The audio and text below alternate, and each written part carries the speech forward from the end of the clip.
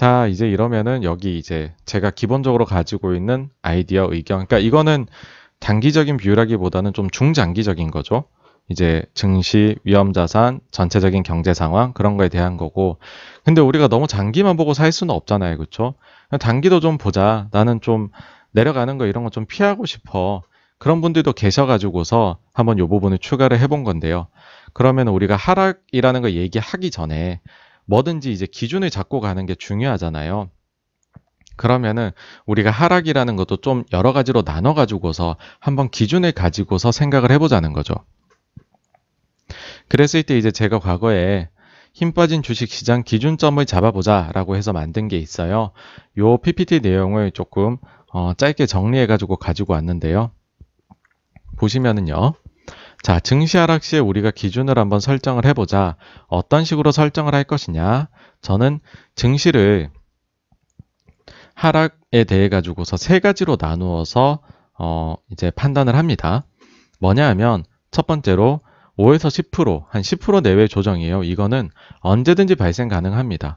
그냥 마음에 안 들어 팔 수도 있고요. 너무 올랐다 생각해서 팔 수도 있고요. 정말 나중에 지나보면 별 시덥지 않은 이유인데도 빠질 수 있습니다. 그게 이 정도의 조정입니다. 이거는 사실상 매년 나타나는 조정이고요. 그 다음에는 이때부터는 좀 아픕니다. 20% 내외의 하락입니다.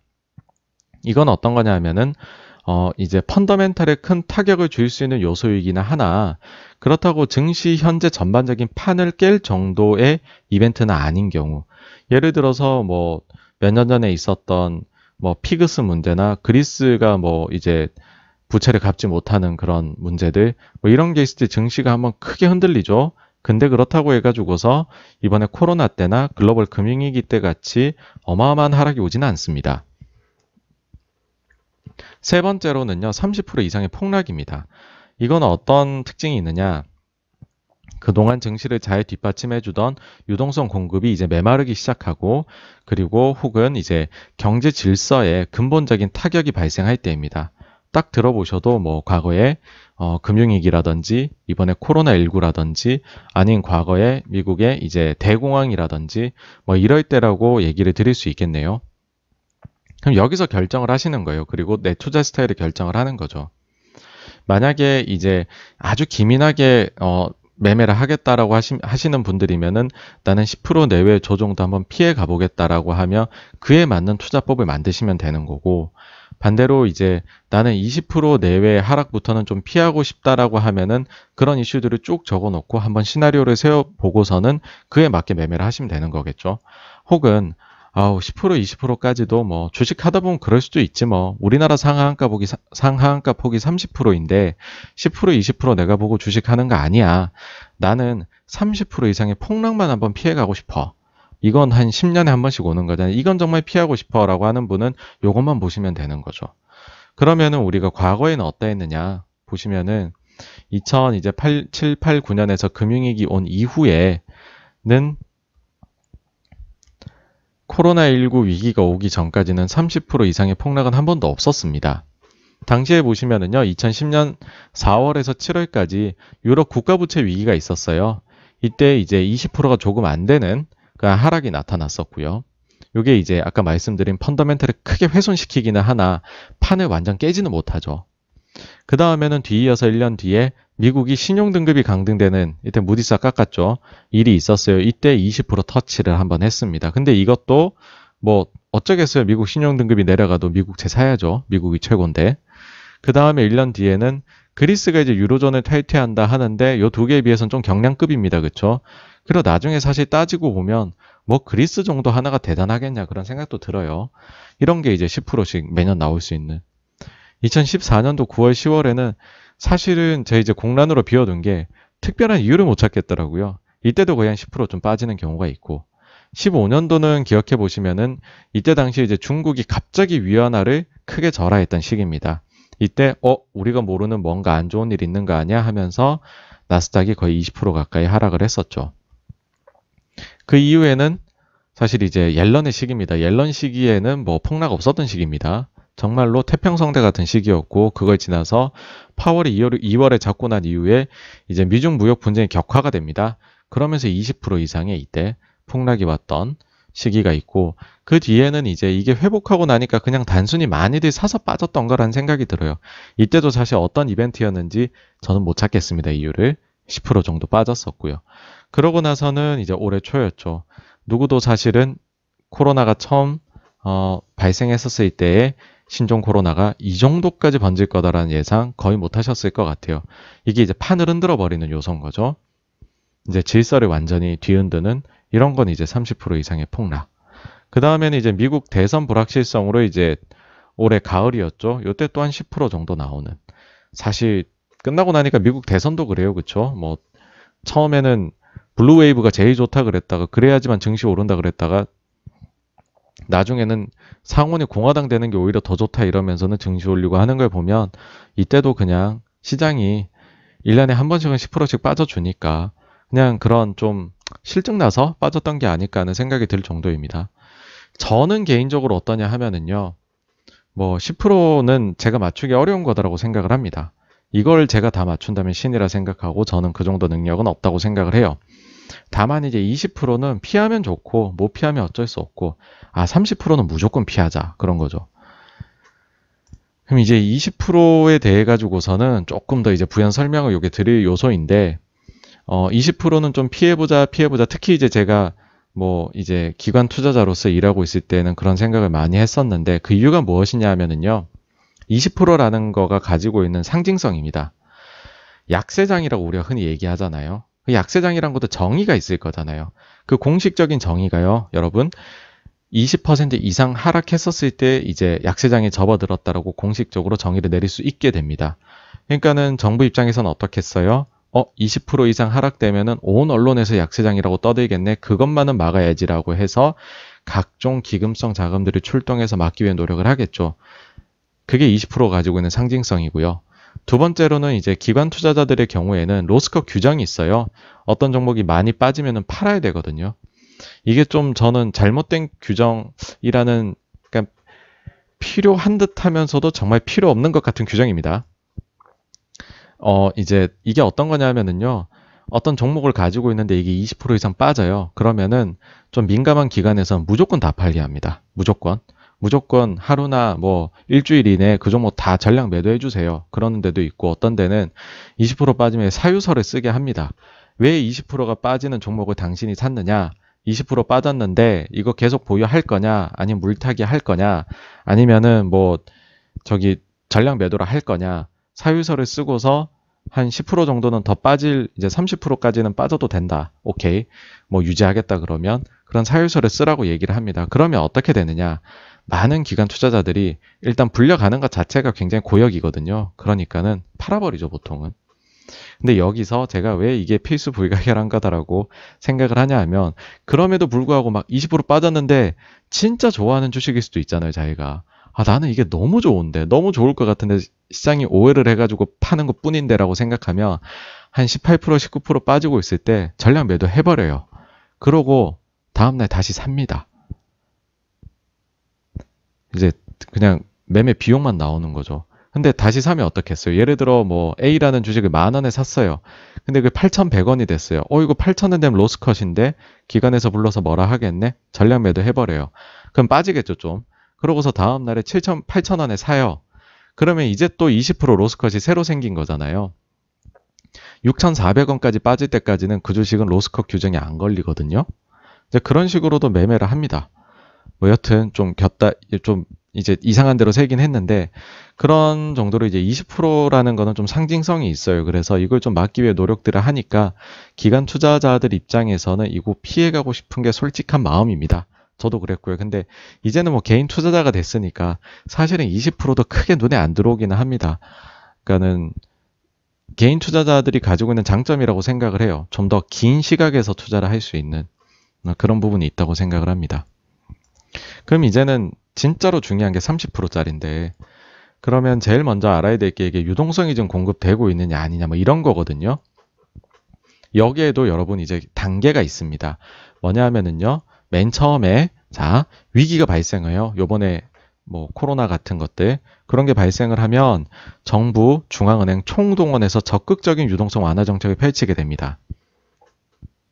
근데 그러고 나면 경기가 살아나요. 돈을 무진장 쏟아부으면요. 이때까지만 해도 와, 다시 이거 더블딥 근근히 회복되다 다시 푹 고꾸라지는 거 아니야? 정부는 겁이 많거든요. 왜냐하면 지지율도 중요하고 하니까. 그러다 보니까는 회복하고 있는데에도 불구하고 돈줄이 쪼이는 게 아니라 계속해서 유동성을 완화하는 기조를 유지를 합니다.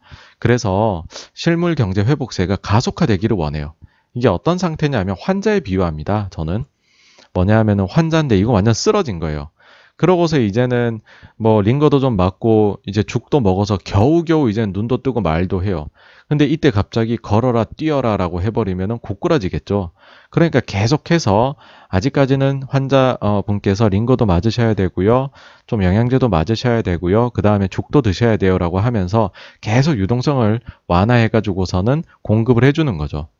이제 그러다 보면 사람이 기운을 차리잖아요. 그게 바로 이제 실물 경제 회복이 가속화되는 겁니다. 이렇게 되면은 이제 이렇게 경기가 좋아지면 나중에는 경기는 사이클이 있으니까 다시 나중에 안 좋아지는 시기가 있더라. 그러니 다시 안 좋아지는 시기에 우리가 쓸 수 있는 정책 카드를 미리 마련해 둬야 해라고 생각을 하기 때문에요.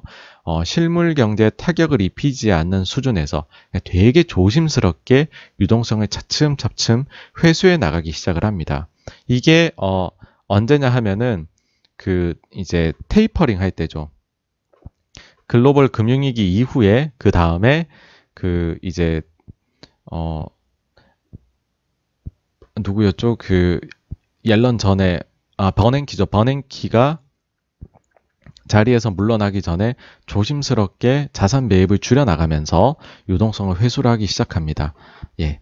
뭐 이런다고 해서 실물 경제에 타격을 주지는 절대 않습니다. 왜냐하면 실물 경제에 타격을 입힐 수준으로 유동성을 회수를 한다.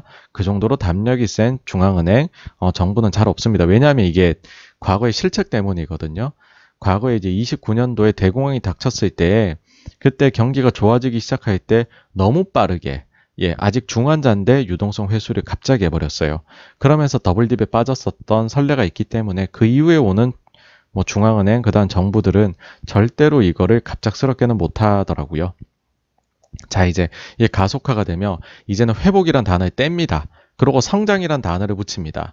이제 실물 경제가 본격적으로 성장하는 거죠. 완연하게 뭐 사계절로 치면 여름으로 가는 거죠. 막 푸르르게 막 갑니다. 그러면 이때는 눈치 봐가면서 금리 인상을 본격적으로 시도를 하게 됩니다. 그렇게 해서 금리 인상을 했는데 이제 실물 경제 성장이 정체를 이루기 시작하네라고 하면 아이고 우리가 근데 정체됐는데 금리 인상을 지속하며 이거 경제 망가지는 거 아니에요 하면서 금리 인상을 종료를 합니다. 그리고 이거 우리는 금리 인상기의 한 사이클이라고 얘기를 합니다. 요 뒤에는 뭐가 올까요? 위기가 다시 오겠죠. 그렇게 되면 다시 풀고 점점 조심스럽게 조이다가 종료하고 다시 풀고 뭐 이렇게 이제 계속 사이클이 흘러가는 거죠. 이게 실제로 그럼 과거에 어떠했느냐 라고 보시면은요. 이게 이제 미국의 이제 금리고요. 금리 추이이고 요 회색으로 음영진 부분 보이시죠? 요 회색으로 음영진 부분이 그 경제가 리세션 들어간 겁니다. 이제 그 경기 침체라는 거죠. 경기 침체의 공식적인 단어의 데피니션은 뭐냐 하면 2개 분기 연속으로 GDP 성장률이 마이너스를 이룰 때입니다. 그런 상황은 어떻겠어요? 되게 안 좋죠? 그러니까는 당연히 뭐 이때는 주가도 많이 빠지는 그런 상황일 겁니다. 미국 보시면은요. 금리를 쭉 올려요. 리세션 안 옵니다. 멈춰요. 리세션 오죠? 쭉 내립니다. 다시 그로 쭉 경기 회복되기 시작하고 성장하니까 계속 올립니다.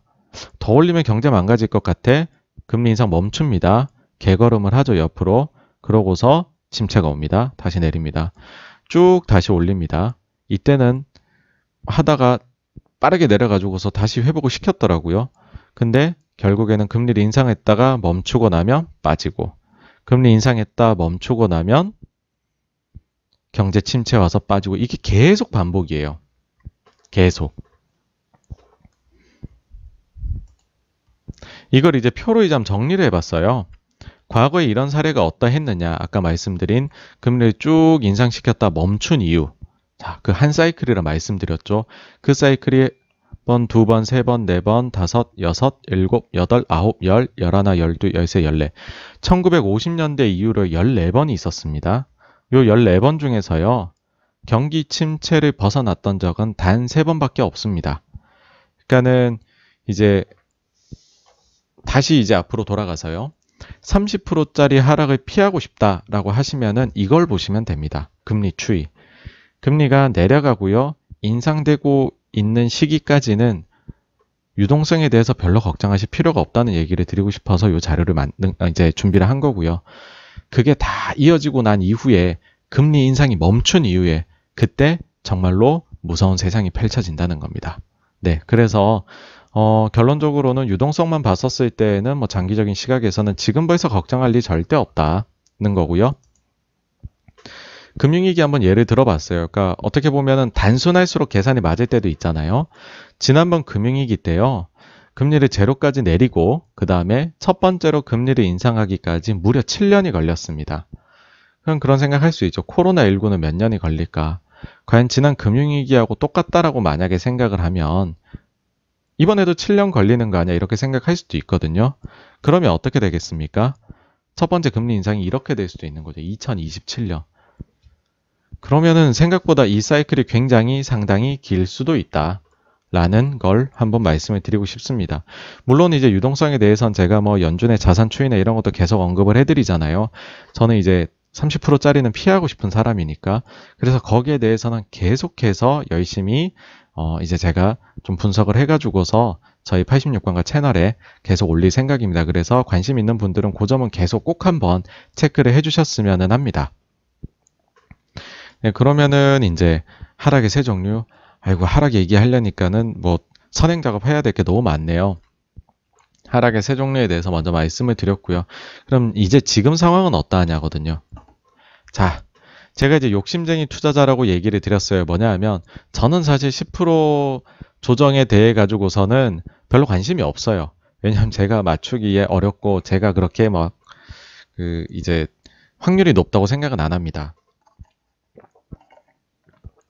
근데 우리가 한번 시나리오를 써볼 수는 있는 거잖아요. 그게 또 투자하는 재미이기도 하고.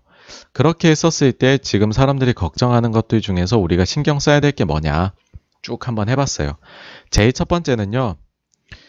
잠재적으로 부정적 이슈일 수 있는데 별로 걱정할 필요가 없는 것들. 그런 게 어떤 거냐.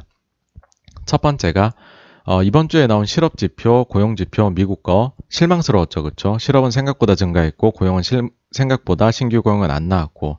근데 이거는 크게 걱정할 게 없는 게 그거죠. 안 좋으면 즉 bad is good이라는 거죠. 실물 지표가 안 좋으면 지금 못하고 있는 재정 합의를 이제 추가 재정이죠. 추경 합의를 미국이 하겠지라는 거죠. 오히려 이렇게 진짜 실물 경제가 안 좋으면 재정 합의가 일어나가지고서 경기 부양책이 나오는 거겠지라는 거죠. 그래서 실업하고 고용은 너무 그렇게 보실 필요가 지금 없는 요소가 아닌가. 오히려 그런 생각하고요. 그 다음에 이제 펀더멘탈 요인에서 수출 지표 어떠냐 하는데 사실 글로벌에서 생산 공장은 동아시아입니다. 누가 뭐라 해도요. 한국, 중국, 일본, 대만 이런 데인데 이런 데들 사실 지금 보시면은 수출 지표가 다 좋거든요. 그래서 이쪽도 그렇게까지 우리가 걱정해야 될 요소는 아니지 않나. 그 다음에는 이제 뭐 여러 이제 요소 중에서 상품 시장도 되게 중요합니다. 이게 뭐 금이나 은이나 뭐 유가나 이런 거일 텐데요.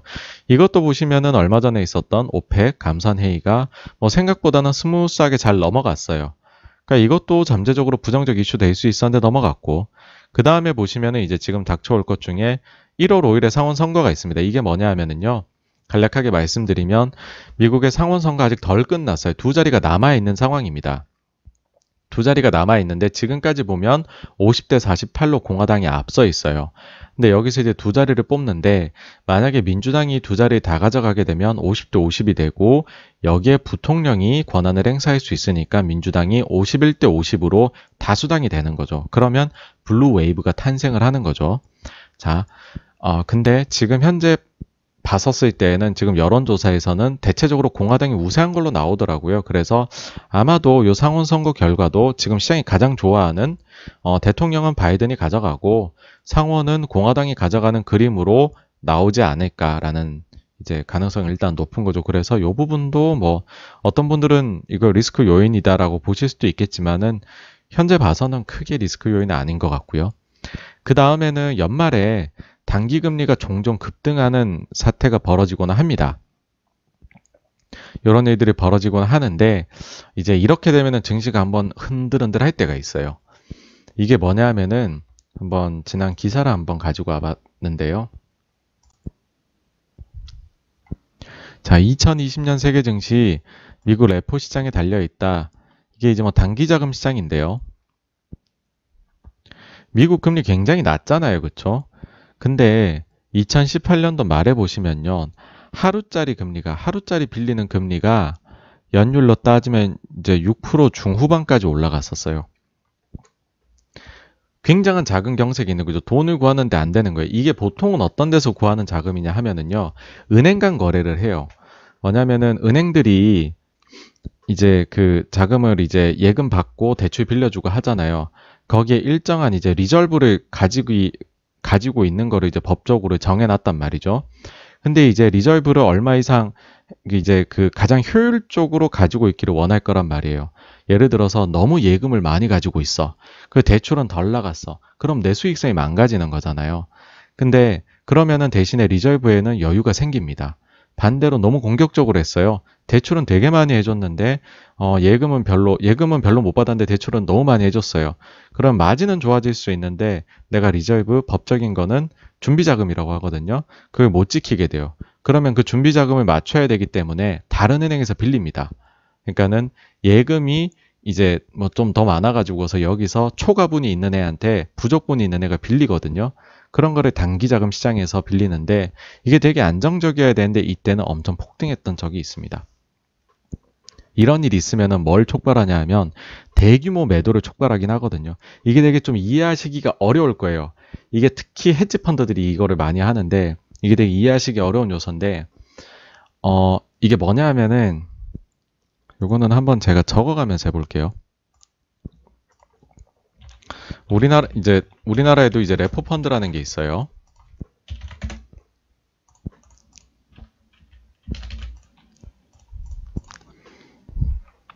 이게 뭐냐 하면은 이제 펀드가 레버리지를 쓸 수가 있거든요. 특히 이제 헤지 펀드는 400%까지도 레버리지를 쓸 수 있는데 그러면은 여기에 탑을 쌓습니다. 1층, 2층, 3층, 4층을 쌓아요. 이걸 어떻게 쌓느냐? 1층에는 제일 우량한 한국 국채를 삽니다. 그렇게 해놓고 이게 뭐 예를 들어서 그냥 단순히 계산해 볼게요.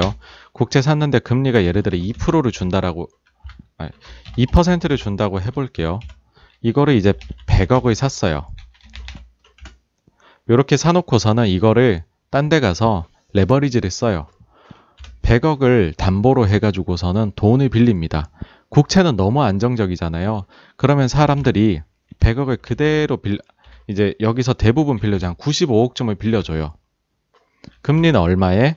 단기금리 시장이니까는 예를 들어서 이거를 1.5%에 빌렸다고 해볼게요. 그러면 이 95억을 가지고서 딴 걸 사요. 뭐 이제 공공기관 관련된 채권을 삽니다. 이런 게 또 국채 다음으로 좋은 것들이잖아요. 근데 이런 거 뭐 예를 들어 2.5% 준다고 쳐요. 자, 그럼 이걸 가지고서 또 딴 데 빌리러 갑니다. 그러면은 요거는 좀 이제 국채보다는 좀 떨어지지. 그러니까는 내가 한 85%, 95%라 할게요. 85%만 너한테 줄 수 있어. 그러면은 95억에서 85% 했으니까 한 81억 정도를 빌려와요. 근데 이게 다시 한번 말씀드리면 초단기 시장이니까는 이게 이제 금리가 초단기 금리, 가장 단기 금리에 맞춰가지고서 빌릴 수 있게 되거든요. 근데 이제 이 담보물이 가치가 좀 떨어지니까는 여기에 비용이 좀 더 올라가요. 야, 이거는 1.5에는 못 빌려줘. 한 1.6에 빌려줄게. 대신에 금액 요 정도야. 받아갈래? 오케이. 그러고 난 이후에는 우리나라에서 야, 은행채 좋은 것 같아. 은행도 우량하잖아. 근데 이거는 그래서 금리가 좀 더 나와요. 근데 대신에 이걸 가지고서 딴 데서 또 단기 자금에서 돈을 빌리려고 하면은 요 정도 담보 가치밖에 인정 안 해줄 수 있습니다. 그러면은 최종적으로는 금액이 한 56억 요 정도를 또 이제 신규 자금을 가지고 오게 되죠. 이거 가지고서는 비우량한 회사채를 사든지 아니면 주식을 사게 됩니다. 이거는 일드가 굉장히 높겠죠. 그쵸? 단지 요건 또 빌려올 때는 금리가 좀 더 올라갈 거고요. 자, 그러면 이게 무슨 일이 벌어지냐 하면은요. 처음에 제가 2%인 이자를 주는데 투자를 했잖아요. 그렇게 해놓고 1.5%로 빌렸어요. 여기서 0.5를 먹어요. 그 다음에 2.5짜리에 투자해요. 그 다음에는 이거를 2.5짜리에 투자하기 위해서 1.6으로 빌려왔잖아요. 이 0.9를 또 먹어요. 그 다음에 2.75에 투자를 했는데 이걸 하기 위해서 1.7을 또 빌렸잖아요. 그러니까 여기서 1% 가까이를 먹어요. 그러고 난 이후에 맨 위에 예를 들어 회사채 금리가 6%인 걸 샀다. 그러면 지금까지 1, 2, 3층에 얹어진 그 이자율에다가 플러스로 6이 더해져서 이러면은 레포 펀드들이 8에서 10% 수익 한 6에서 8% 정도의 수익률이 나오게 되는 거거든요. 근데 여기서 재밌는 거 뭐냐면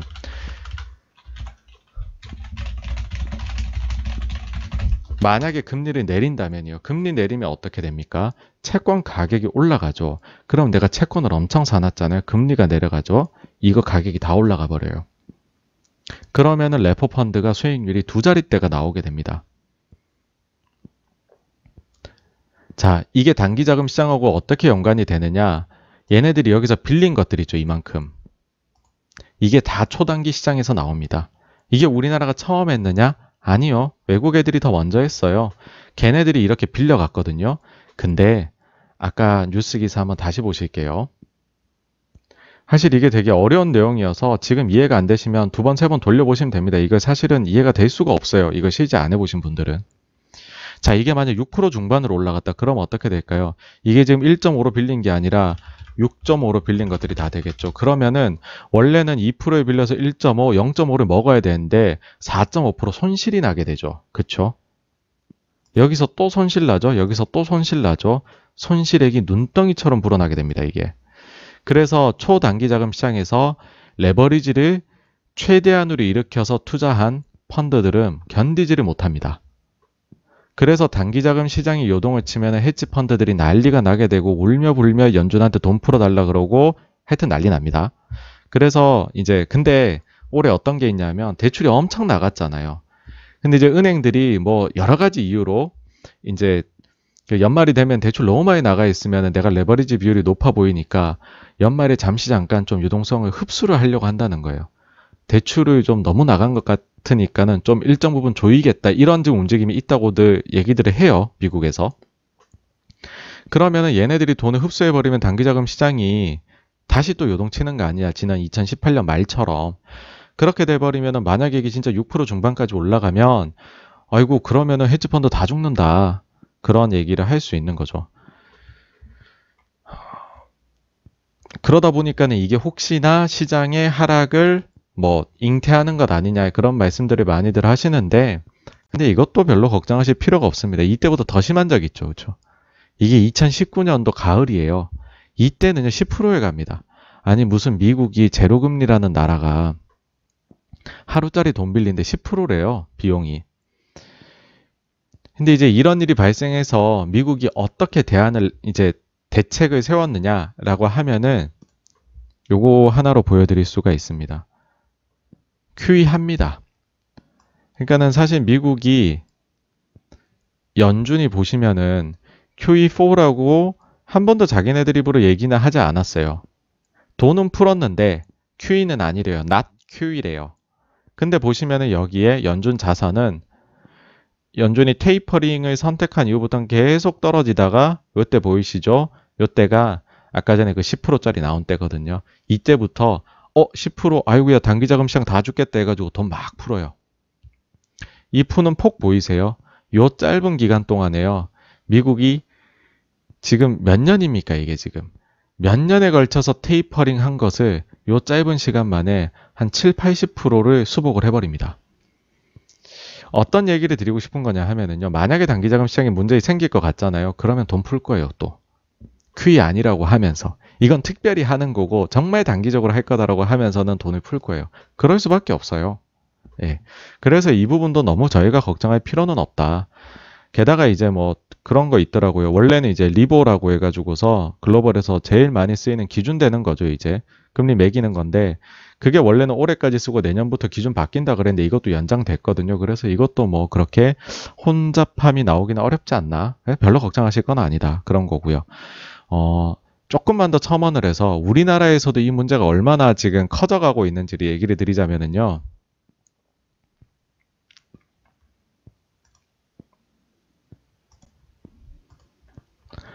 한국이 이제 19년 말 기준이에요.